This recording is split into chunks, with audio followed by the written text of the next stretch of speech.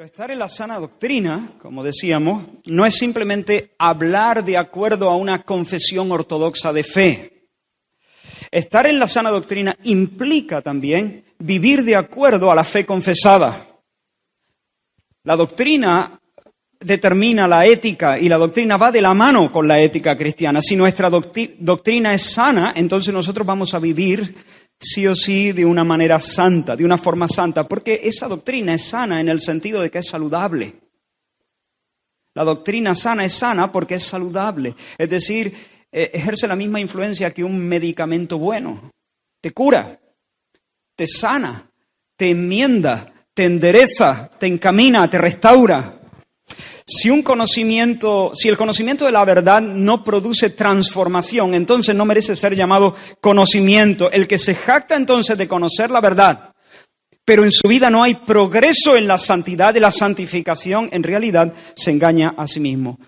Y creo que hay algunos instalados en esa mentira fatal. Tienen datos, tienen definiciones, pero sus motivaciones y sus conductas siguen sin ser transformadas. Tienen información, pero carecen de devoción. Pueden argumentar y discutir sobre cuestiones teóricas, pero sus vidas no son un sacrificio vivo, santo y agradable al Señor. Nosotros queremos ser una iglesia que está en la sana doctrina, que permanece en ella. Queremos, por ejemplo, conocer la doctrina objetiva, la verdad objetiva de la segunda venida de Cristo, pero en consecuencia queremos vivir henchidos de esperanza. Queremos vivir de manera que nos hacemos tesoros en los cielos y no vivimos angustiados por hacernos o ansiosos de hacernos tesoros en la tierra. Queremos abrazar, por ejemplo, la gran doctrina de la soberanía de Dios y, por tanto, caminar bajo su luz, es decir, experimentar cómo se hace añicos nuestro orgullo. Y cómo el Señor nos lleva a una mayor dependencia de Él y una mayor admiración de Él y un mayor descanso en nuestra alma. Hermanos, al diablo no le importa mucho si nosotros podemos recitar de memoria el Salmo 1, con tal de que no vivamos experimentando las realidades que se presentan en el Salmo 1. Nosotros queremos ser una familia espiritual que permanece en la sana doctrina y que por lo tanto sigue creciendo en un carácter piadoso. Queremos creer y queremos obedecer. Queremos conocer la verdad y practicar la verdad. Queremos confesar y queremos adorar. Y esas cosas son inseparables. Ahora, hermanos, la pregunta ¿es realista esperar eso de una congregación en medio de un mundo como el nuestro? ¿Es realista esperar una vida piadosa, una vida santa en pleno siglo XXI, en una sociedad entregada al pecado? Sales a la calle y ves cientos de niños y de niñas que salieron ayer, por ejemplo, vestidos a la calle sin pudor, exhibiendo sus cuerpos en un juego más o menos consciente de seducción. Algunos chicos salieron en manada. Algunas chicas salieron en manada, porque también las chicas salen en manada. No seamos ingenuos, ni tontos, ni ciegos. ¿Es realista vivir en una sociedad como la nuestra, ser santo en una sociedad como la nuestra, donde la mentira corre por las calles y donde la mentira corre por las redes de manera imparable? Mienten los políticos, mienten las universidades. Hay engaño en el mundo de la publicidad, hay engaño en el mundo del deporte, hay mentira y traición, incluso en el seno del hogar. El esposo se olvida de sus votos y coquetea con una extraña y casi nadie se espanta. En una sociedad donde se fomenta el cotilleo, la murmuración, el chisme, la codicia. Hombres y mujeres que ven pornografía de manera descarada con la misma naturalidad con la que se preparan la merienda. Mujeres que reclaman con orgullo su derecho a matar a otras personas que están creciendo en sus vientres. Otras personas que están creciendo en sus vientres. Se hacen chistes de Dios, de sus caminos, se menosprecia a sus seguidores, se ridiculiza su verdad y al mismo tiempo se le rinden honores a la Madre Tierra. Se ofrece un bochornoso culto a Messi, a Cristiano Ronaldo, a hombres de carne y hueso que no pueden sostener su aliento que no pueden asegurar su próximo pulso. ¿Es posible crecer en santidad en este ambiente? Por supuesto que es posible. Porque aunque el mundo ejerce una presión grande, el Espíritu nos constriñe con más fuerza. El Espíritu es más fuerte.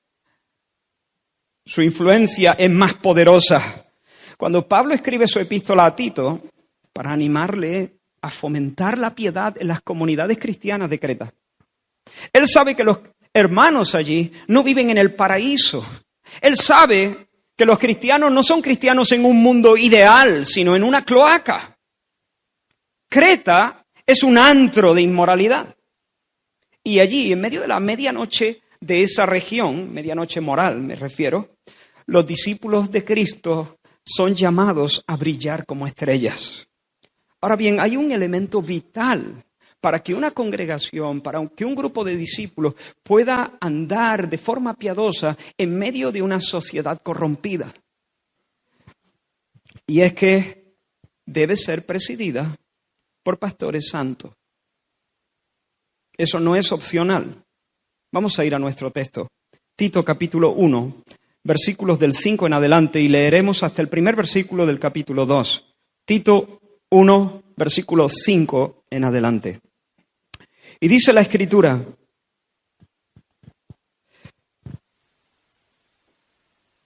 por esta causa te dejé en Creta, para que corrigiese lo deficiente y establecieses ancianos en cada ciudad, así como yo te mandé. El que fuere irreprensible, marido de una sola mujer y que tenga hijos creyentes que no estén acusados de disolución ni de rebeldía.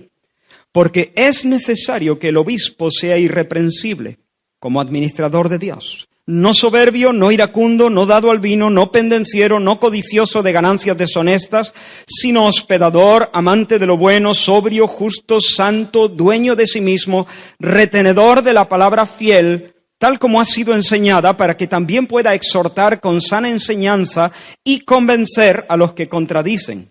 Porque hay aún muchos contumaces, habladores de vanidades y engañadores, mayormente los de la circuncisión, a los cuales es preciso tapar la boca, que trastornan casas enteras enseñando por ganancia deshonesta lo que no conviene. Uno de ellos, su propio profeta, dijo: los cretenses siempre mentirosos, malas bestias, glotones ociosos. Este testimonio es verdadero. Por tanto, repréndelos duramente para que sean sanos en la fe, no atendiendo a fábulas judaicas ni a mandamientos de hombres que se apartan de la verdad. Todas las cosas son puras para los puros, mas para los corrompidos e incrédulos nada les es puro, pues hasta su mente y su conciencia están corrompidas.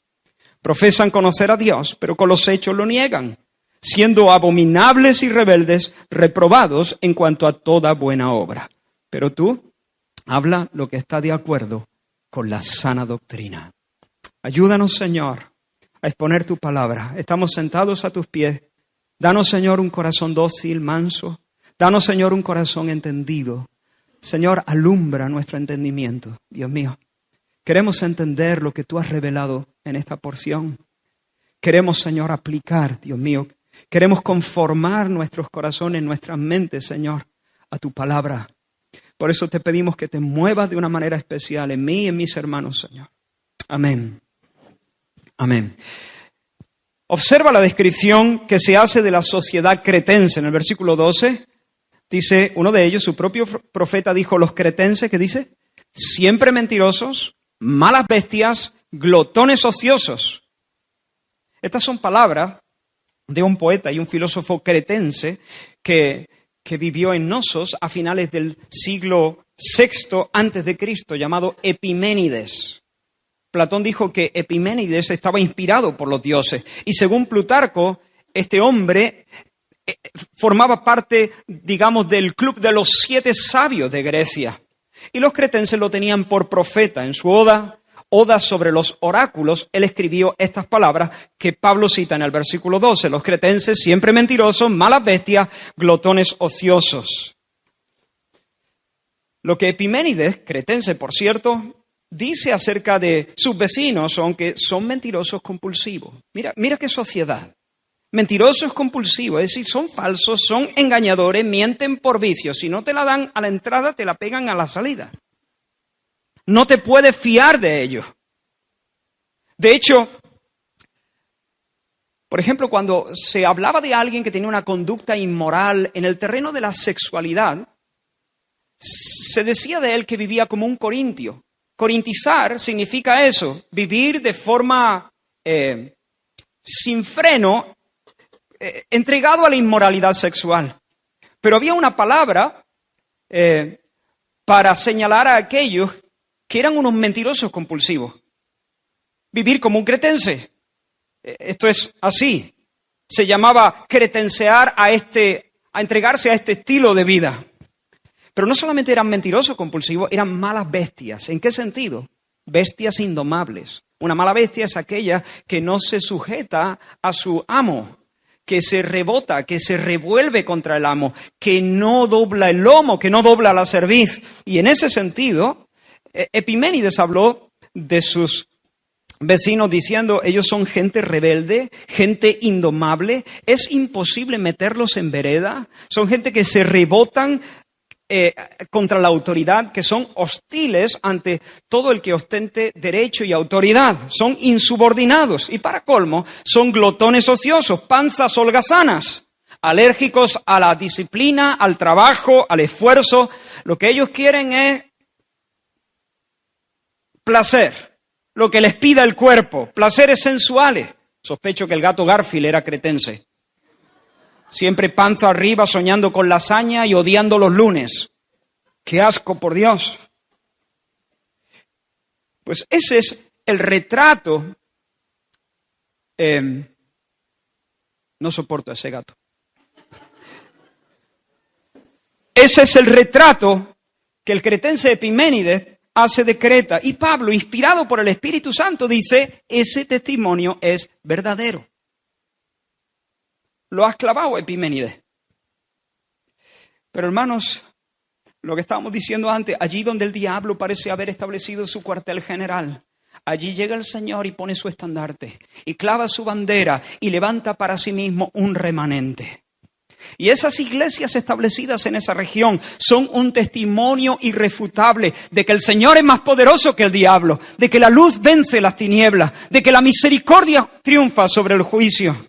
Y de que el Señor gobierna en medio de un valle de lepra moral. Allí se reserva un resto para andar como gente veraces, obedientes y esforzados en medio de una sociedad mentirosa, insubordinada y perezosa y holgazana. Y hermanos, nosotros también aquí vivimos en medio de una sociedad que no es mucho mejor que la cretense. Somos orgullosos, somos profanos. Córdoba le ha escupido en el rostro al Señor. Pero el Señor, en vez de abrir los cielos y exterminarnos, en vez de hacer llover fuego y azufre sobre nuestras cabezas, se acerca en su misericordia y pone un candelero en medio de esta ciudad que no le quiere. Y esta iglesia y otras comunidades cristianas, y cada familia diseminada por esta provincia, es un testimonio de la misericordia de Dios, pero no solo de la misericordia de Dios, del poder de Dios. Pero las iglesias en Creta están siendo amenazadas. Por una parte, el ambiente moral o inmoral ejerce una presión creciente sobre los cristianos. La corriente es tan violenta que si los cristianos se descuidan van a ser arrastrados por esa corriente pecaminosa. Van a terminar como todos, mintiendo, defraudando, resistiendo la autoridad, viviendo para satisfacer sus placeres y sus apetitos. Es decir, si esos cristianos no siguen transformándose por medio de la renovación, de su entendimiento, ellos van a terminar conformándose a ese siglo. A menos que estén activamente, conscientemente transformándose por medio de la renovación de su entendimiento, van a adoptar la forma y las maneras de la sociedad que los rodea. Si dejan de combatir por la santidad, van a ser como los demás, solamente que los domingos irán a culto. Pero ese no es el único peligro. La única amenaza no es la presión que el mundo ejerce sobre los cristianos. Además, se han introducido falsos maestros enseñando tonterías que no edifican. Sobre todo, dice Pablo, los de la circuncisión, es decir, esos maestros son sobre todo del ala judía, y que ofrecen un conocimiento basado en una mezcla entre regulaciones y mandamientos ideados por el hombre, y ceremonias y ritos, y luego combinado con ciertos mitos judaicos, fábulas, cuentos judaicos, especulaciones filosóficas a partir de genealogías. Hace un par de semanas hablamos algo de esto. Ellos iban a una genealogía de las Escrituras y sacaban una palabra o un nombre clave o una secuencia, y a partir de ahí pues alambicaban todo un sistema de historia y cuentos para no dormir. Fábulas, pamplinas, que ni promueven la gloria de Dios, ni fomentan la vida piadosa, ni le hacen bien a nadie. Todo el tiempo invertido en escuchar a esos falsos maestros es tiempo perdido. Todo ese conocimiento es una suma de ceros. No vale para nada. Incluso es peor, porque todo ese conocimiento lo que hace es traer ruido, distrae, aparta el corazón de lo verdaderamente crucial, nunca mejor dicho, referente a la cruz y el Evangelio. Y aquí el apóstol no sabe ser diplomático. Él describe el perfil de estos falsos maestros destacando 9 rasgos de ellos. El versículo 10, por ejemplo, dice: hay muchos contumaces, habladores de vanidades, engañadores, mayormente los de la circuncisión, a los cuales es preciso tapar la boca, que trastornan casas enteras, enseñando por ganancia deshonesta lo que no conviene. He dicho 9, pero lo vamos a reducir a 7. He unido varias. Y luego el versículo 16 dice: profesan conocer a Dios, pero con los hechos lo niegan, siendo abominables, rebeldes, reprobados en cuanto a toda buena obra. Ahora quiero que pongas atención, porque los falsos maestros no se limitaron a hostigar a la iglesia del siglo I. Hay falsos maestros por todos sitios. Los falsos maestros están en medio del pueblo de Dios hoy en día también. Y nosotros no podemos ser ingenuos. Mirad, el domingo pasado, cuando salí de la reunión, encontré a un hombre que hacía mucho tiempo había frecuentado nuestras reuniones. Manolo Moreno. Y él puso una mesita, improvisó allí una mesa con 2 borriquetas y 2 tablones, y tenía algunos libros cristianos para vender, ¿no? Y yo lo saludé y me puse a revisar los libros, ¿no? Y empecé a hacer una purga de ellos. Yo no conozco a todos los autores ni conozco todos los libros, pero un poco porque ni quería decirle que no vendiera esos libros aquí. Se ve que él tiene, según me dijo, tiene una enfermedad, no le queda mucho, y no quiere que esos libros terminen en la basura. Y como su familia no los aprecia, quería venderlos y que otros los pudieran aprovechar, y los estaba vendiendo a un precio módico. Yo le invité a venir con nosotros, venir a nuestras reuniones, le animé a retomar eso. Pero bueno, él insistía mucho en que quería vender los libros. Entonces yo le hice la purga y entonces digo: mira, estoy revisando porque para nosotros es importante que las lecturas sean sanas, que no... Y no es por el ánimo de controlar todo lo que la gente lee, sino es por el ejercicio de una sencilla responsabilidad pastoral, de cuidar que... No, pero él me insistía: no, pero todos los libros son evangélicos. Ya.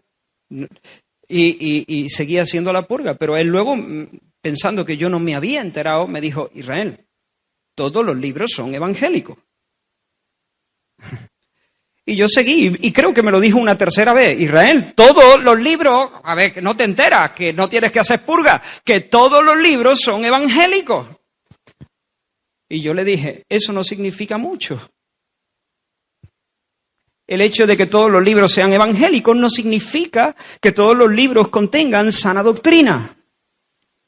Porque desgraciadamente, en medio de la iglesia evangélica hay centenares de maestros falsos y de doctrina errónea. Hermanos, no seamos ingenuos. No abramos una página en internet y diciendo, es evangélica. A comer. Cuidado.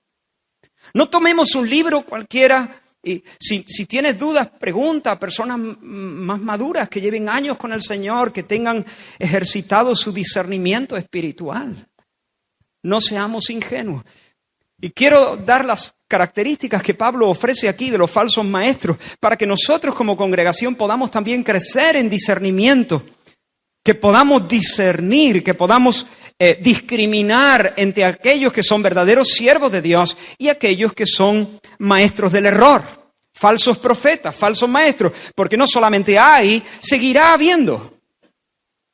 Nadie nos asegura que aún en medio de nosotros se levanten personas que quieran arrastrar detrás de sí a otras personas por medio de enseñanzas fraudulentas y mentiras. Pablo dice que son contumaces y rebeldes, son insumisos. Esa es la idea, desafían la autoridad. Es imposible persuadirles. ¿Por qué? Porque han decidido en su orgullo mantenerse con tenacidad en su error. No se van a bajar del burro, no van a dar su brazo a torcer. Ni siquiera aunque un ángel se les aparezca y les suplique. No es que ignoren la verdad, es que no quieren someterse a la verdad. Son contumaces y rebeldes. En segundo lugar, habladores de vanidades. Es decir, que lo que enseñan no sirve para nada. Es una retahíla de naderías. Un montón de tonterías y de pamplinitas que no te ayudan en nada a caminar con el Señor. Después de recibir las lecciones de estos maestros, tu alma sigue tan flaca como estaba al principio. No se ha encendido un nuevo ardor por la gloria de Dios, no hay un nuevo estímulo para amar al prójimo, no hay un nuevo anhelo de andar en santidad, no hay un nuevo vigor y un nuevo entendimiento para mortificar el pecado, no hay progreso, no hay santificación, no hay ningún verdadero beneficio. Estos maestros producen sabiondos, pero no adoradores. Son charlatanes, palabreros, hablan mucho, pero no dicen nada de valor. Y ten en cuenta esto, tal vez no promueven grandes herejías. Tal vez no dicen grandes disparates. Pero solamente se entretienen en trivialidades, en cositas sin importancia, que son tan inútiles para la vida cristiana como un peine para mi cabeza. Tal vez no enseñan grandes mentiras, pero apartan el corazón de la verdad. ¿Ves? Con sus tonterías y sus trivialidades y sus cositas sin importancia, vanas, te entretienen y no te dejan asentarte, enfocarte y concentrarte en aquellas cosas que son útiles, que son buenas, que son necesarias para seguir creciendo en los caminos del Señor. En tercer lugar, son engañadores. Fíjate que no son ignorantes, son embaucadores, son engañadores. Enseñan como verdad divina cosas que el Señor no ha dicho. Mandan lo que el Señor no ha mandado. Prohíben lo que el Señor no ha prohibido. Mandamientos de hombres, dice. Mandamientos de hombres. Ponga atención a los versículos 13 al 15. Dice, este testimonio es verdadero, por tanto, repréndelo duramente para que sean sanos en la fe, no atendiendo a fábula judaica, pamplinita, que no sirven para nada, ni a mandamientos de hombres que se apartan de la verdad. Todas las cosas son puras para los puros, mas para los corrompidos e incrédulos nada les es puro, pues hasta su mente y su conciencia están corrompidos. Lo que quieren ellos es imponer sobre la conciencia de los demás cosas que no han nacido en el corazón de Dios. Son mandamientos caprichosos, nacidos a ras de suelo. Muy probablemente, no lo sabemos con toda seguridad, pero muy probablemente estos maestros lo que proponían es una serie de prohibiciones y regulaciones y ceremonias para que la gente pudiera alcanzar una superpureza, una supersantidad. Y dice Pablo, están trastornando familias enteras. Se han metido en las casas y están trastornando familias enteras enseñando cositas que no aprovechan, cosas que no convienen, cosas que no sirven. No comas cerdo, guarda las fiestas, córtate el prepucio, lávate las manos.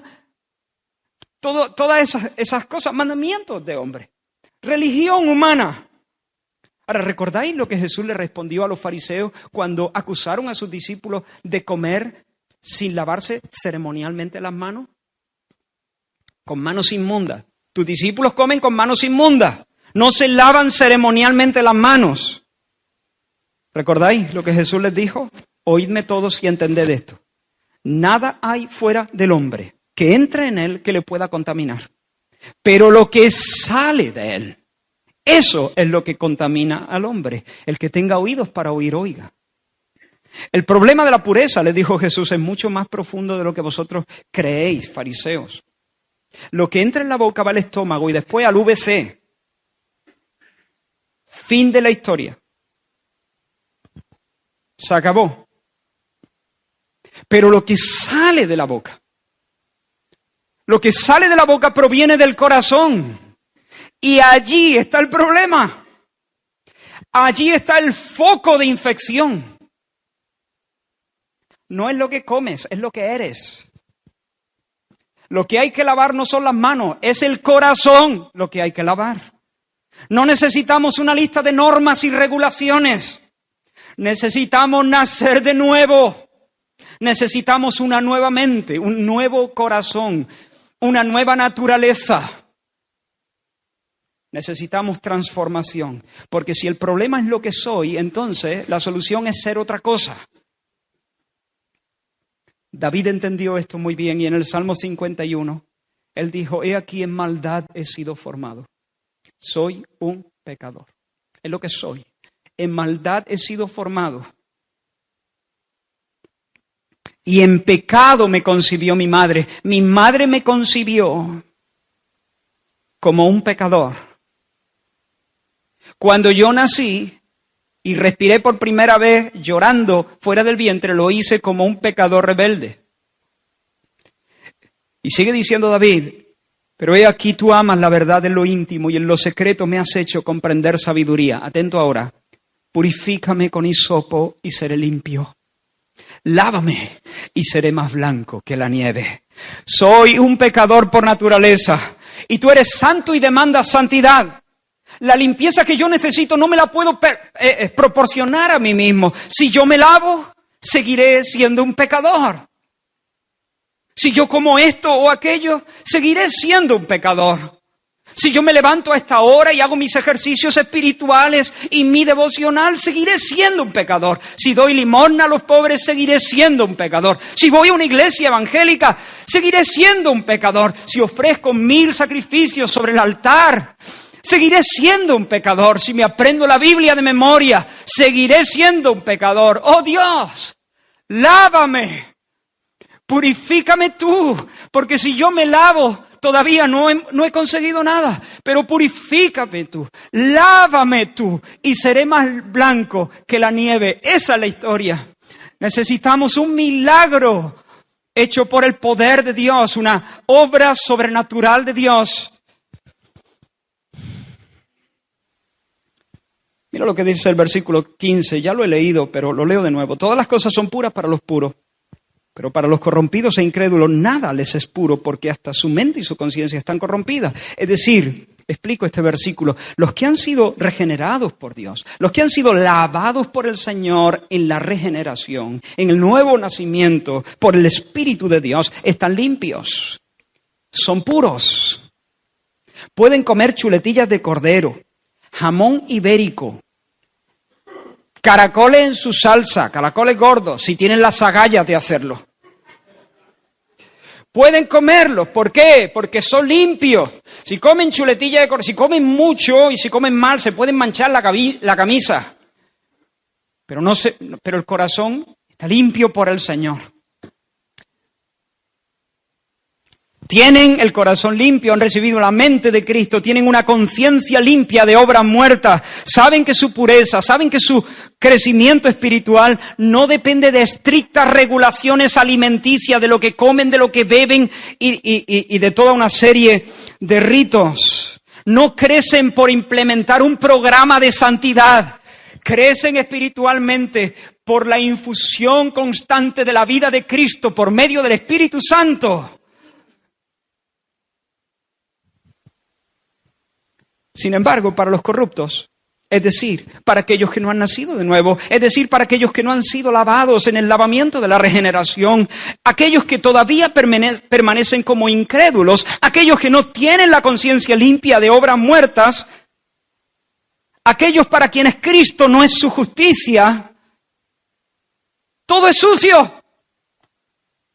Incluso los alimentos que Dios creó y que en sí mismos no son malos, ni manchan ni nada, pero finalmente terminan manchados. ¿Por qué? Porque son comidos en incredulidad. Para el incrédulo, el que todavía está en sus pecados, aunque siga una dieta kosher judía, ¿se llama así, kosher? Sigue estando todo sucio delante de Dios. Come su cordero y ¿qué?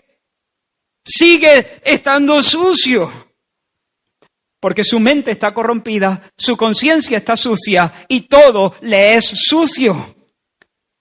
Llega a contaminar todo lo que hace, porque todo lo que hace lo hace desde una posición de hostilidad a Dios, de incredulidad. Para el puro, todo le es puro. Para el que está manchado, todo lo mancha. Ahora, esta expresión tenemos que entenderla en este contexto, Si sacamos este versículo fuera de contexto, podemos meternos en un buen lío. Yo no puedo decir, entonces como soy cristiano, como soy puro, como el Señor me ha lavado, entonces yo puedo ver una película pornográfica, porque para el puro todo le es puro. No, hay cosas que Dios ha declarado impuras en sí mismas, pecaminosas en sí mismas. Pero estamos hablando de este contexto donde esos falsos maestros están dando una tablita con una serie de guiones donde hay cosas que tienes que hacer para la supersantidad, para lograr hacer las cosas como Dios manda y obtener el favor de Dios. Y Pablo está diciendo, una persona que ha experimentado una obra sobrenatural en su corazón no sabe que no depende para su santidad y su pureza de este tipo de cosas. Y una persona que no la ha experimentado puede hacer todas estas cosas a rajatabla y al final todo está manchado, todo está corrompido. Eso es lo que Pablo está diciendo. Hasta aquí hemos visto 3 características de los falsos maestros. Son insumisos, son charlatanes inútiles y son mentirosos. 4, para colmo, no solo te enseñan tonterías inservibles, no solamente enseñan mandamientos caprichosos de hombres, sino que además te cobran. Enseñan por amor al dinero. Son mercenarios. Lo hacen no para pastorear a nadie, no para cuidar a nadie, sino para pastorearse a sí mismos, para cuidarse a sí mismos. No se acercan a los demás para dar, se acercan para obtener. Aman el dinero y han encontrado en la piedad y en el ministerio de enseñanza un modo de conquistarlo. En 5 lugar, profesan conocer a Dios, pero lo niegan con sus hechos. No conocen a Dios por más que presuman de ello. Dicen que caminan con Dios, pero es muy evidente que no es así. Su conducta desmiente lo que dicen. Yo conozco a Dios, pero viven. Y viven de manera desordenada. Y cuando ves sus vidas, cuando examinas sus frutos, te das cuenta que lo que dicen es mentira. Todo en ellos es una pose, todo en ellos es un eslogan, no hay más que eso, una higuera sin fruto, solo hojas, aparatosidad, pero no hay fe, no hay devoción, no hay obediencia, nada de nada. En 6 lugar, son abominables ante los ojos de Dios. Son detestables. Ellos le están diciendo a la gente, posiblemente no hagas esto. Dios abomina esto. A Dios no le gusta esto. Dios no aprueba esto. A Dios le da asco esto. Esto no lo puedes hacer, esto otro tampoco. Pero lo que Pablo dice por el Espíritu Santo, son ellos los que le dan asco a Dios. Son abominables. Dios siente arcadas. Dios siente repulsa, rechazo hacia ellos.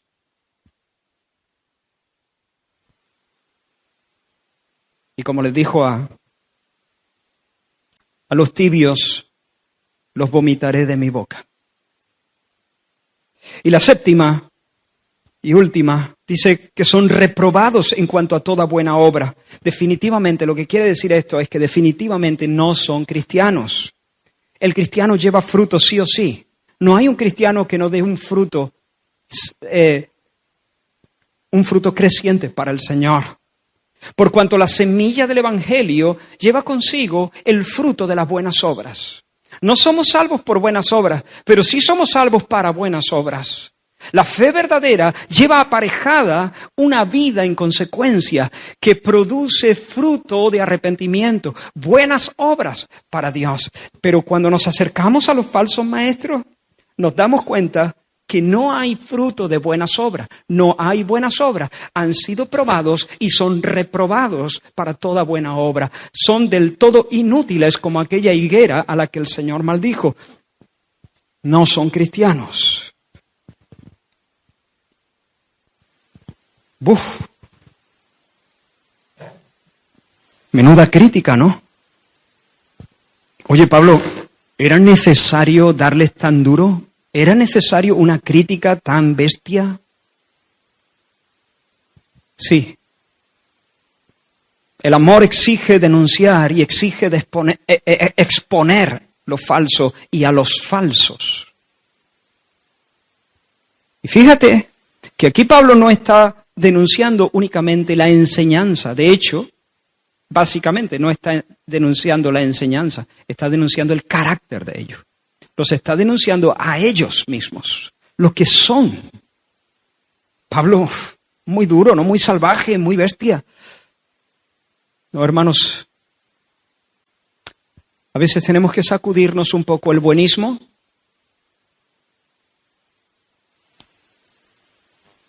Y amar al punto de hablar con claridad las cosas.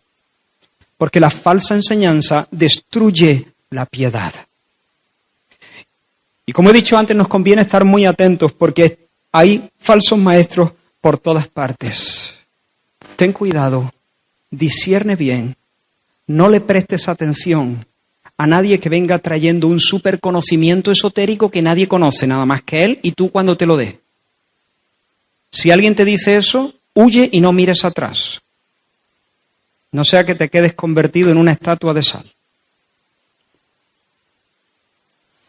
Aléjate de todos los que vienen con tontería judaica, de que ahora tenemos que empezar a guardar,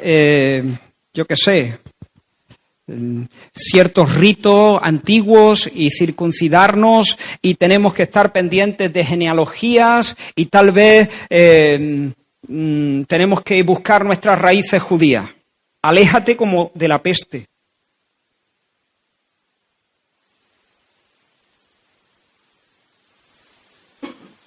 Aléjate de todo lo que suene al racionalismo que se jacta de poner la Biblia sobre la mesa y examinar qué es palabra de Dios y qué no es palabra de Dios. A todo aquel que te diga la Biblia contiene la palabra de Dios, pero no es la palabra de Dios, aléjate, sin contemplaciones. Y si tú sabes de alguien que en medio de la congregación empieza a difundir ciertas doctrinas raras, el amor debe obligarte a reprender a esa persona.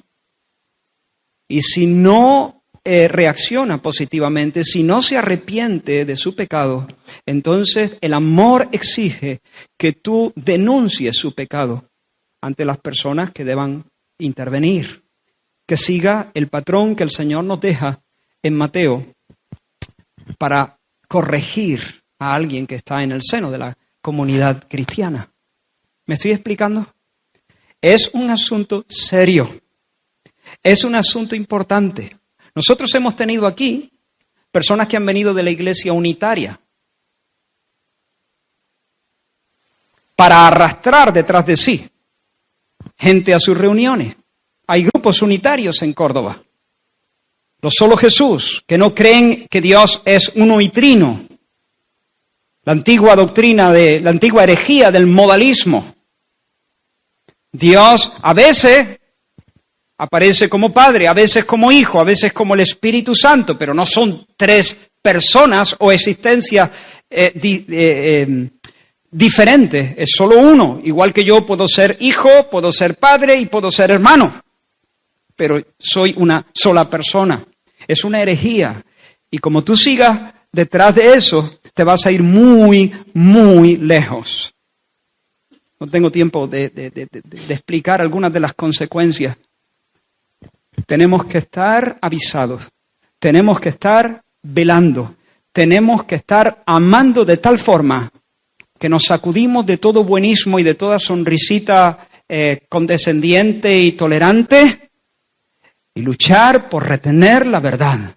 Y si la persona no quiere enmendarse, entonces hay que reprenderla. Y si no quiere enmendarse, hay que señalarla públicamente y expulsarla de en medio del pueblo de Dios. Por amor al Señor, por amor a su gloria, por amor a la verdad, por amor a las almas. Ahora, eso es lo que Pablo está haciendo ahí. Es duro, pero es necesario que sea duro. Ahora Dios entonces ha puesto su estandarte en medio del vicio de Creta. Hay una comunidad de fe llamada a brillar como una estrella en la noche de esa región. Pero las congregaciones necesitan asistencia, necesitan ayuda por estos dos motivos. Una presión enorme del mundo, de una sociedad corrupta, y por otra parte una influencia perniciosa de falsos maestros que están queriendo dañar, arrastrar detrás de sí a los discípulos verdaderos. Así que la obra del Señor está bajo ataque. Se necesita un hombre de Dios que se ponga en la brecha y pelee a favor de la salud del pueblo de Dios.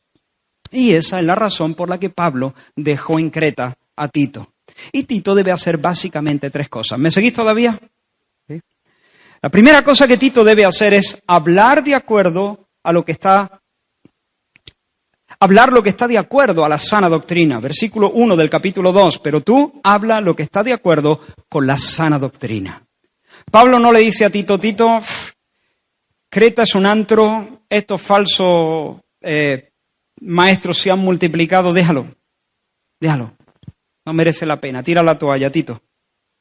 Pablo tampoco le dice a Tito, mira, lo que tienes que hacer es conseguir que tu predicación y tu enseñanza sea más atractiva que la de ellos. Mira, busca nuevos métodos, nuevas formas, nuevas estrategias, técnicas más persuasivas y así llamar la atención de la gente. Porque mira, hay tanta competencia, pero imponte tú, gánale la delantera. No. Pablo no le dice ni una cosa ni otra. Pablo le dice sencillamente, Tito, enseña la verdad, como un rodillo, Tito, enseña la verdad, habla lo que está de acuerdo a la sana doctrina, tú a lo tuyo, Tito, sigue, persevera, un día, otra vez, enseña lo que está de acuerdo a la sana doctrina. Algunos enseñan lo que no aprovecha, pero tú no entres en el debate. No entres en el debate, no te distraigas. Tú predica la doctrina saludable, que trae salud. No hagas caso de las pataletas de los niños. Los niños siempre quieren pizzas y chuches y helados. Pero tú dale lo que tienes que darle. Tito, cuando toque legumbre, verdurita, fruta, varias veces al día. Como te intimides por las pataletas de los niños, entonces no hacemos nada, se nos muere la iglesia. Tú a lo tuyo, a lo mejor no vas a ser el predicador más popular de Creta. A lo mejor no vas a ser el predicador más aplaudido de Creta. Porque a veces la gente quiere ser engañada de modo que sea engañada. Quiere oír eso, pues pizza, chuche y helado. Pero Tito, habla lo que esté de acuerdo a la sana doctrina. A lo tuyo. No importa lo que la gente te pida. Y si no eres el predicador más aplaudido, más solicitado de Creta, no te preocupes, pero sí serás el más útil. Proclama las grandes verdades del Evangelio, proclama la enseñanza ética que se deriva de esas grandes verdades. Hermanos, entre paréntesis os digo, necesitamos aprender a discernir qué hace que una predicación sea buena. Como iglesia del Señor, hermanos míos, necesitamos discernir qué hace que una predicación sea buena. Algunas personas llaman bueno a un sermón cuando el sermón les ha emocionado o les ha excitado o les ha informado de cosas que antes no sabían y contiene todo un montón de información nueva o les ha entretenido incluso. Y que conste, yo no estoy diciendo que traer información novedosa, nueva, y salpicar de detalles históricos y gramáticos y todo eso un sermón sea malo. Tampoco es malo, tampoco estoy proponiendo que debamos aburrir con los sermones. Por supuesto, yo quiero alentar y excitar y estimular y emocionar con el mensaje. Pero eso no es lo que determina si un mensaje es bueno. Hay personas que se han sentido elevadas, se han sentido emocionadas, han sentido un escalofrío en medio del mensaje. ¡Oh, qué mensaje más bueno! ¿Por qué?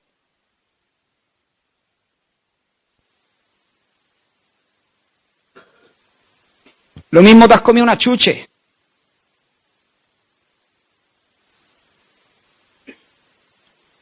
O me ha excitado, o me ha entretenido, o me ha informado. Necesitamos que el Señor nos dé discernimiento para ser una iglesia madura, para saber cuándo un mensaje realmente es útil, porque promueve el amor a Dios, el amor al prójimo, la vida santa, porque me lleva al Señor y me lleva a la piedad.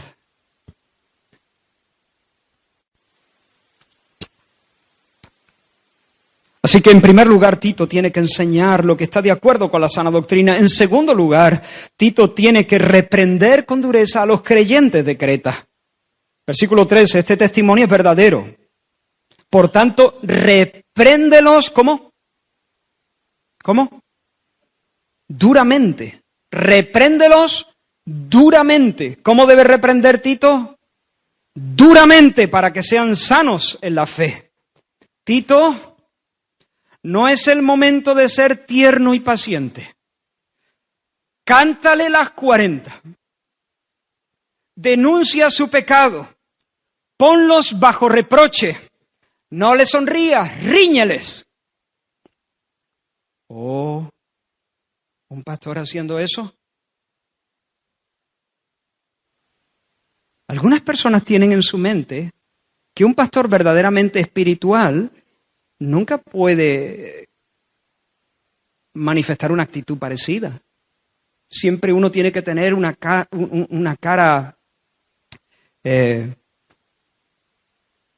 un gesto cálido, amoroso. Siempre hay que ser amoroso, eso no está en juego. Pero me explico, siempre con una sonrisa tolerante. Oye, ¿tú le riñes así a tu hijo? Tú le riñes al niño diciendo, hijito, eso no funciona. Hay momentos que tengas ganas o no tengas ganas, te tienes que poner serio. Y aunque el niño, hay niños que son graciosos, pero graciosísimos, ¿no? Que hasta cuando quieres reñirle, tienes que hacer un esfuerzo para no sonreír, porque tienen unas cosas que te hacen reír, pero en el fondo tú sabes que su conducta es inmoral y atenta contra la santidad de Dios. No puedo reírme. Tengo que hablarle en otro tono, tengo que cambiar el tono, tengo que cambiar el gesto. No es el momento de ser amable. Un padre que siempre quiera ser amable, entonces va a criar bichos en vez de hijos.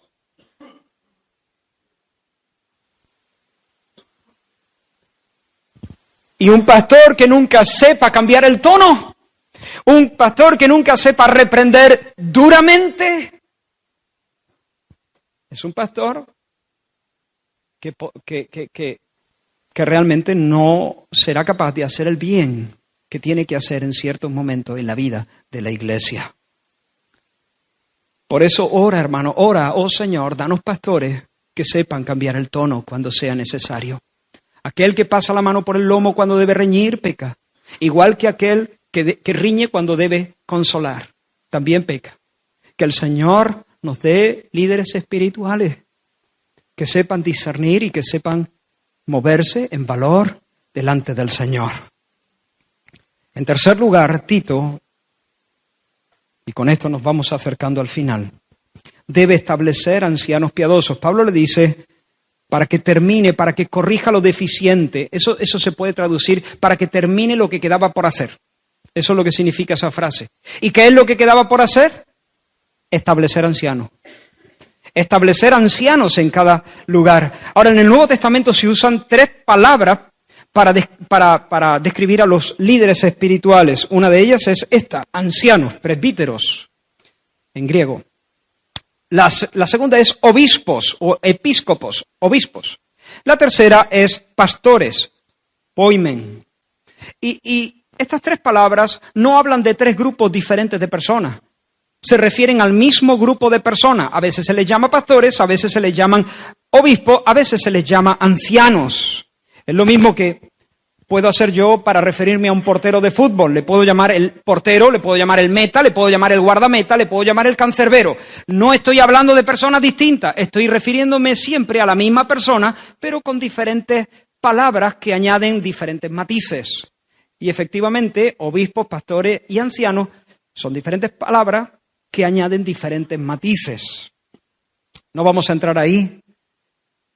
Y básicamente la tarea de los líderes espirituales, de los pastores o obispos o ancianos, es triple. Alimentar al rebaño con la palabra de Dios, protegerlo de amenazas externas e internas y guiarlo en los propósitos de Dios. Alimentar, proteger, conducir, guiar, gobernar en los propósitos de Dios.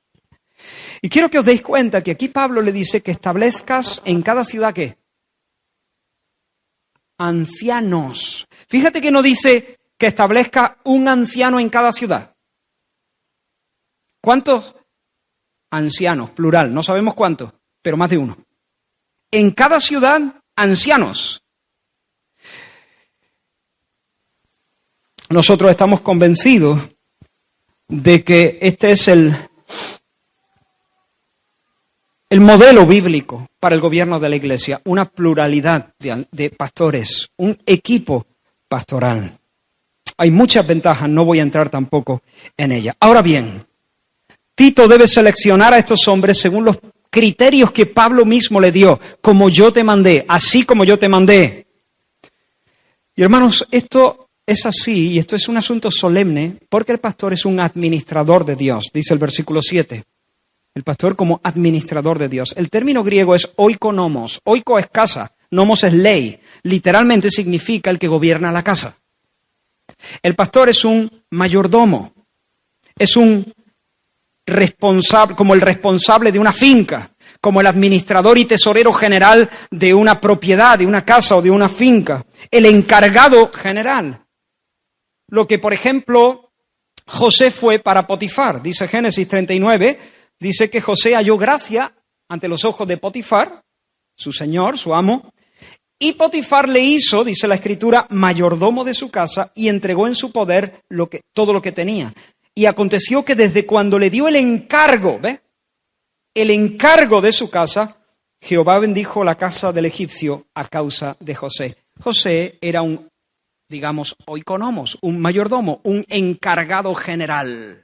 Potifar, dice la Escritura un poquito más adelante, se encargaba, se preocupaba nada más que de comerse el pan que le ponían delante. Eso es lo que dice la Escritura, con otras palabras, pero se encargaba del pan que comía. Todo lo demás, José se encargaba de que funcionase, administraba la casa para el bien de los intereses, para los intereses de Potifar. Pues bien, los pastores administran bienes que no son suyos. Administramos bienes que no son nuestros. Yo como pastor soy un siervo de Dios. Siervo de Dios. Ahora, ¿soy un siervo de la iglesia? Sí, en cierto sentido sí, pero no en último sentido. Soy un siervo de Dios. Que tengo la responsabilidad de gobernar a otros siervos de Dios. De dirigir, de guiar a otros siervos de Dios. A fin de que la causa del Señor prospere. Por lo tanto, los otros no son mis siervos, son los siervos de Dios. Ellos son mis consiervos, somos siervos, tanto ellos como yo. Por lo tanto, sí es verdad que tengo una autoridad legítima para gobernar, para dirigir, pero no puedo enseñorearme de ninguno de los siervos del Señor, porque son siervos del Señor, no son mis siervos, son mis consiervos, le pertenecen a Él. No puedo usar a los demás para la implementación de mi agenda, para el adelanto de mis planes personales. Y este es un asunto muy serio. Es algo muy solemne ser un administrador en la casa de Dios. Por lo tanto, Pablo le dice a Tito, no pongas a cualquiera ahí, no te precipites. Asegúrate de que las personas que estableces en el cargo son irreprensibles. Esa es la idea general que domina toda esa sección. Deben ser irreprensibles. ¿Qué significa irreprensible? ¿Impecables? No. Entonces no habría pastores, porque todos pecamos. El que dice que no peca miente, dice el apóstol Juan. Pero irreprensibles quiere decir que nadie los pueda señalar por una conducta inmoral, que nadie los pueda señalar por un desorden doctrinal, que se hayan ganado de manera correcta una alta reputación en medio de la sociedad en la que viven y en medio de la iglesia en la que sirven. Deben ser irreprochables, tener un testimonio indudable de integridad, que nadie pueda acusarles con razón de ninguna conducta de desorden. Así que, Tito, cuando tú pongas tus ojos en la gente, no te deslumbres por sus capacidades de oratoria, ni por sus capacidades de gestión, o porque sean las personas más influyentes del barrio, o porque sean los presidentes de sus asociaciones de vecinos. No te impresiones con esas cosas. No importa si sabe hablar como los ángeles.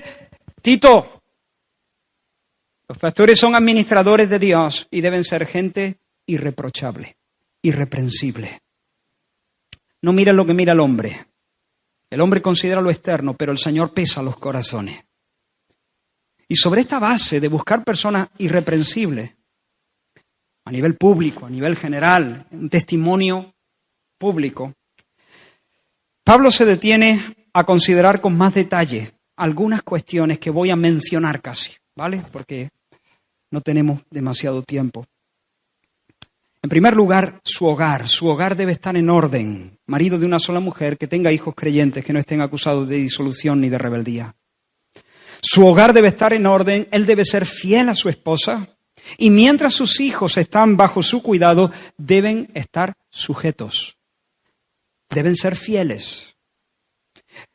No debe ser polígamo. En aquella sociedad había hombres casados con varias mujeres, no, descartado.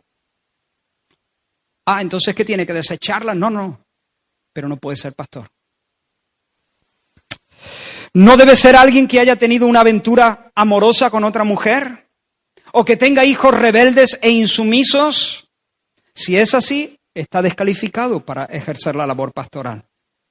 Ahora, ¿Dios perdona el adulterio? Por supuesto que Dios perdona el adulterio. Y el que ha caído en esa desgracia puede ser levantado por el Señor y restaurado y desarrollar una amistad tan íntima con Dios como ninguno de nosotros la tiene. Pero con todo, y esta es mi interpretación del texto, no debe asumir el cargo de pastor.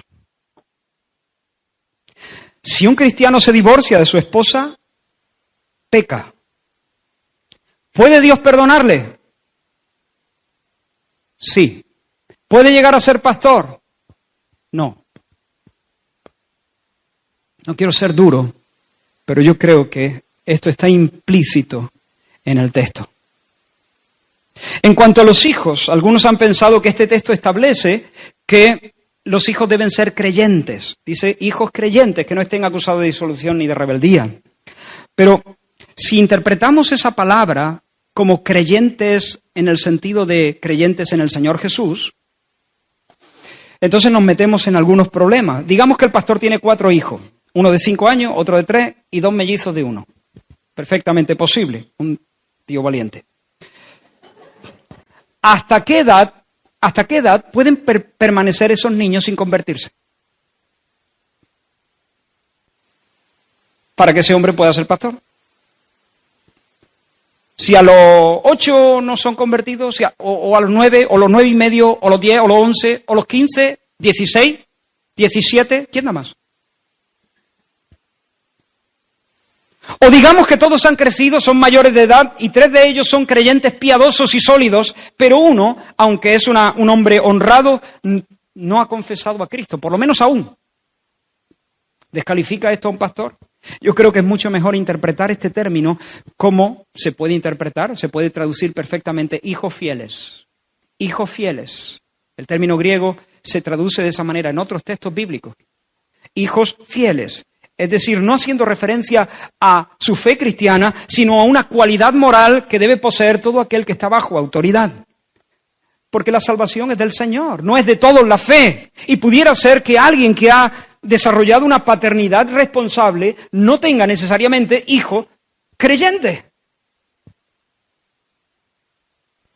Pero lo que sí exige este texto, hermanos, es que el hombre que debe administrar la casa de Dios haya ganado su primera victoria en su propia casa. Si sus hijos son unos cafres, si le hablan de cualquier manera, si son desafiantes, si son irresponsables, si viven de manera disoluta, entonces no es sabio que esta persona asuma una labor de responsabilidad para gestionar la casa de Dios.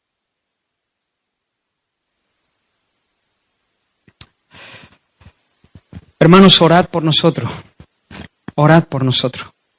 Orad por Julián, por Abraham y por mí. Aquí hay una lista excelente. Nosotros ya lo hemos hecho en nuestra primera reunión como equipo pastoral oficialmente. Pasamos un rato yendo en oración por esta característica. Señor, queremos ser. Señor, ayúdanos. Y estuvimos orando, pero orad por nosotros para que podamos administrar bien nuestros hogares, que seamos gente fiel, que seamos fieles a nuestras esposas, que seamos buenos padres responsables, que podamos hacerlo con la gracia que el Señor suministra. Ahora Pablo habla de pecados que descalifican a alguien para el liderazgo cristiano, para el pastorado, y menciona 5 pecados que descalifican a un hombre para ser un anciano, para ser un pastor. En primer lugar, la soberbia.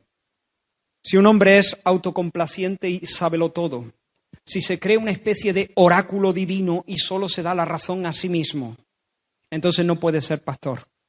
Aquel que no muestra consideración hacia las opiniones de los demás y se empecina arrogantemente en implementar su agenda, nunca debería estar como administrador en la casa de Dios. ¿Por qué? Porque será un dictador orgulloso y egoísta.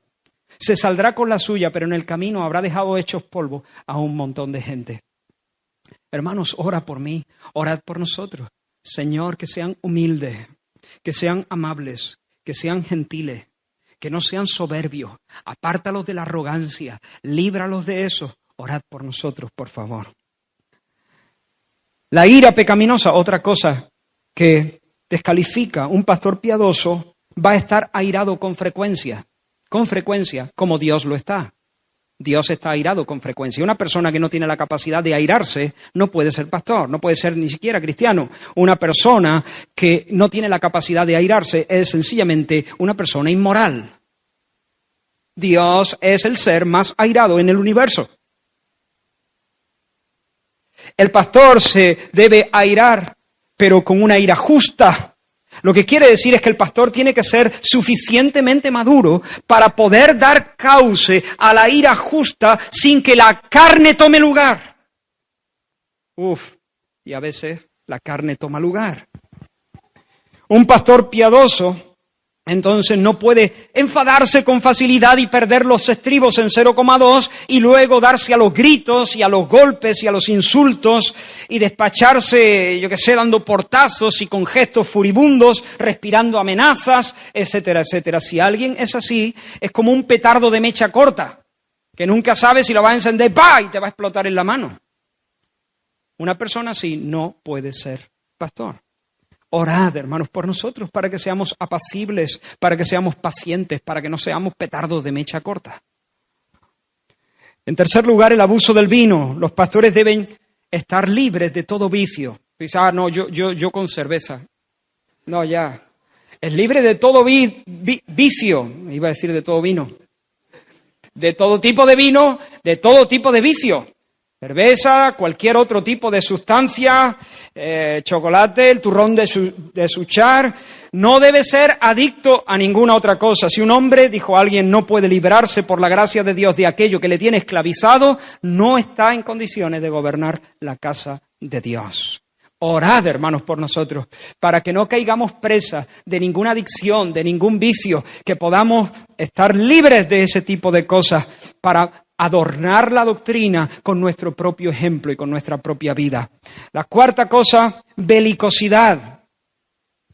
Que no sea pendenciero, que no sea amante de broncas. La persona que le gusta más una riña ¿sabes? Que está deseando que se líe para entrar. Siempre deseoso de engancharse en una buena pelea. Una persona así no puede ser pastor. Orad, hermanos, para que nosotros seamos no solamente pacíficos, sino pacificadores. Va a haber batallas en las que no podemos mantenernos al margen. Hay que luchar sí o sí.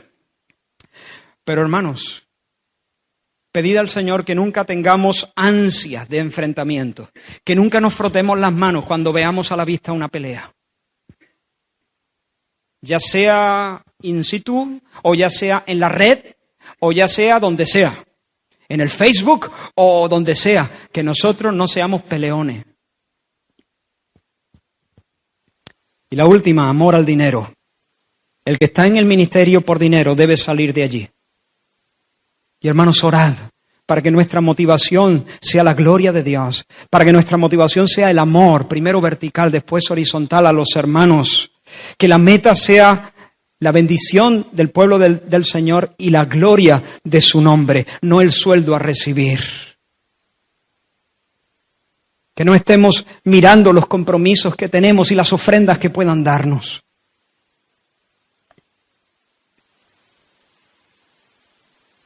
He pensado si decir esto o no. Incluso todavía estoy dudando. Porque no quiero que parezca una exhibición de piedad. Porque no lo es, ni tengo demasiado para exhibir. Pero lo hago por amor de ser didáctico. Hace ya tiempo, el Señor puso en el corazón de Damari y mío cualquier cosa que yo reciba como ofrenda ministrando en otro lugar. Si el Señor me lleva a Pamplona, a Estados Unidos, a donde sea, y allí me dan una ofrenda, nuestro compromiso es derivar todo eso para la obra del Señor. Nada para nuestro bolsillo. Yo no digo que eso todos lo tengan que hacer en todos los casos, porque hay personas que se sostienen con ese tipo de ofrenda. Pero gracias a Dios yo sirvo en medio de una iglesia generosa que nos ama y que nos cuida. Y creo que podría ser una tentación para nosotros subir de manera indiscriminada nuestro nivel de vida. Y creo que pudiera ser, aunque nunca he sido una persona seducida por el dinero, pero no me fío de mí mismo, no me fío. Y pudiera ser una tentación si aceptar una invitación o rechazar una invitación en base a criterios tan mezquinos. Así que de esta manera decidimos conducirnos y de esta manera lo hacemos por la gracia de Dios, al menos hasta hoy. Una persona no puede estar en el ministerio si ama el dinero. Hay que amar a Dios y a las personas, no el dinero. Y hay varias virtudes imprescindibles, y voy a acabar muy rápido mencionándolas casi.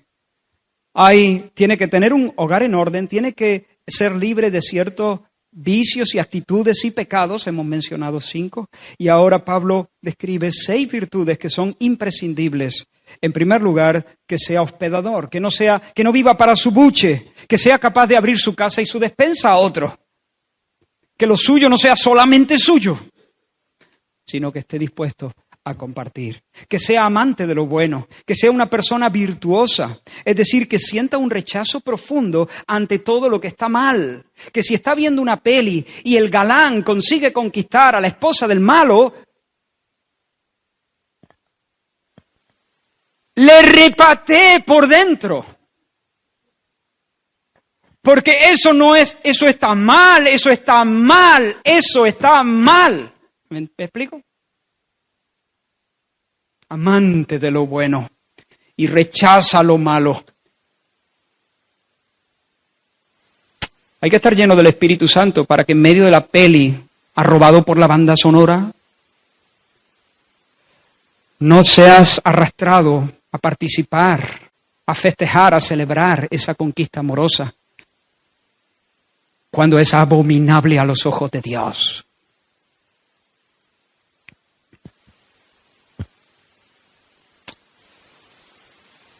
Debe ser virtuoso, amante de lo bueno, que no encuentre placer alguno en un gol con la mano, aunque lo meta su equipo en el último minuto. No está bien, no está bien. Que su deleite esté en aquello que es bueno, de buen nombre, recto, noble, amable, justo. En esas cosas se deleita el hombre de Dios.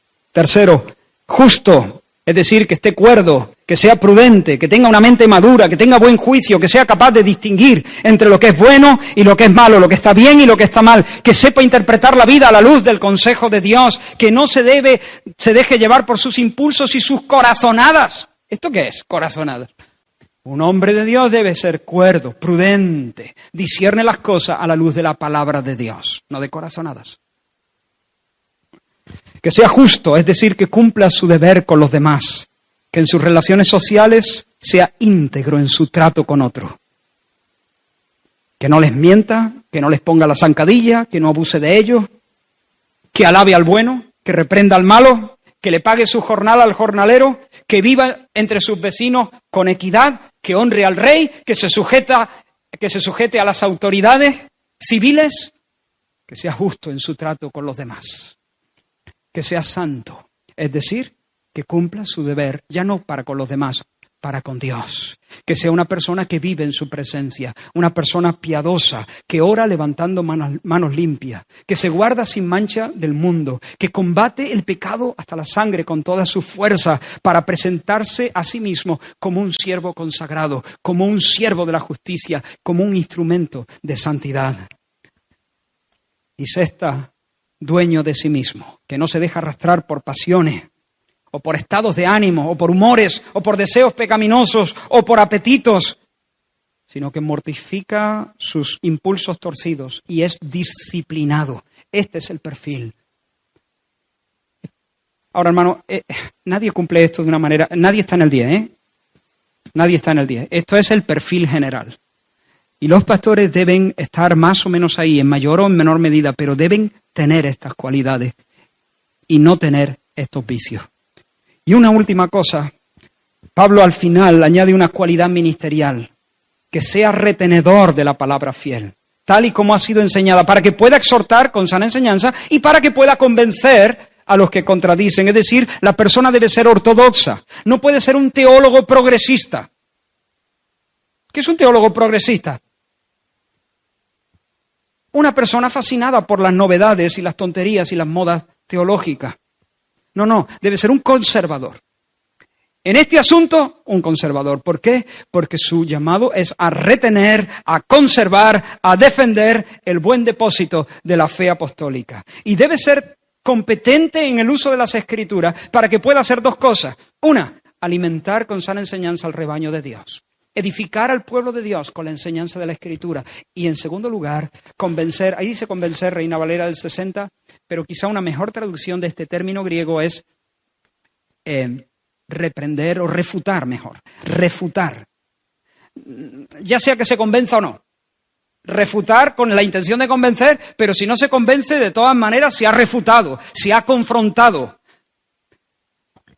Debe manejar las Escrituras de tal manera que pueda edificar al pueblo de Dios y que pueda refutar el error. Hermanos, termino con algunas aplicaciones. No debemos extrañarnos de que en el seno de las iglesias se levanten falsos maestros y engañadores. Siempre ha sido así, seguirá siendo así hasta que el Señor venga. Pero no hemos de darles calor ni dejarnos llevar por un blando buenismo, porque lo que está en juego es mucho. Es preciso ponerles un bozal, esa es la palabra de taparles la boca. Es una expresión dura. Es preciso taparle la boca, dice Pablo. Hay que taparle la boca. En segundo lugar, vivimos en medio de una generación maligna y perversa y por tanto necesitamos pastores que contrasten con el ambiente de inmoralidad que hay. Necesitamos pastores piadosos. Cada congregación necesita líderes irreprensibles. Hay algunas iglesias que no quieren tener pastores. Pero al hablar de esa manera, están desechando el orden que el mismo Señor ha dispuesto para el bien de su iglesia. Pero esos pastores deben tener sus hogares en orden, deben mostrar un carácter coherente con el Evangelio. Deben conocer y amar la palabra de Dios de manera que puedan educar al pueblo de Dios y que puedan confrontar a los maestros del error. Hermanos, debemos dar gracias al Señor porque el Señor nos ha dado pastores desde el principio. No sé si está feo que yo diga esto, pero es una bondad del Señor. Es un regalo del Señor. Y creo que como iglesia debemos dar gracias, pero también debemos orar seriamente, debemos orar consistentemente por aquellos que nos presiden. En este caso particular, por favor, oremos por mí, por Abraham, por Julián, orad por los que presidimos, porque el diablo anda alrededor buscando a quien devorar y uno de sus objetivos principales es hacer caer a los que presiden. Y hermanos, una cosa más, si en algún momento observamos que nuestros líderes se desvían, si tú observas que yo me desvío en doctrina, en conducta, no te des al chisme y a la murmuración, no lo comentes con otros, intercede y llegado el momento, confronta. Confronta con humildad, con amor y con firmeza, confronta, ven y habla. Pero debemos cuidarnos de no entregarnos a la murmuración. Y por último, debemos orar por la siguiente generación, para que el Señor nos conceda pastores así. Si algún joven, si alguien anhela obispado, bueno, aquí están los requisitos. Pide al Señor que te conforme de acuerdo a esto. Y debemos orar por el pueblo del Señor en general, hermanos. Es necesario hoy en día, no sé si más que nunca, posiblemente no sé. Como siempre, es necesario que la iglesia esté orando por las nuevas camadas de líderes y de pastores. Oremos por esto, hermanos. Oremos por esto. Oremos por esto. No es una cosa pequeña lo que estoy diciendo. Se necesitan pastores piadosos. Necesitamos que la gracia de Dios sea manifestada de una manera muy grande en este sentido. Vamos a orar. Gracias, Señor, por tu palabra. Gracias por estas instrucciones, Señor. Queremos, Dios mío, entenderla bien, aplicarla, Señor, con un corazón sometido a ti. Bendice a tu iglesia. Señor, y aunque estas cosas, Dios mío, tú las hablas de una manera muy particular para los pastores, sabemos, Señor, también que son aplicables, Señor, a los creyentes en general, estos asuntos de carácter. Ayúdanos, Señor, a cada uno de nosotros a crecer en conformidad con Cristo. En el nombre de Jesús. Amén.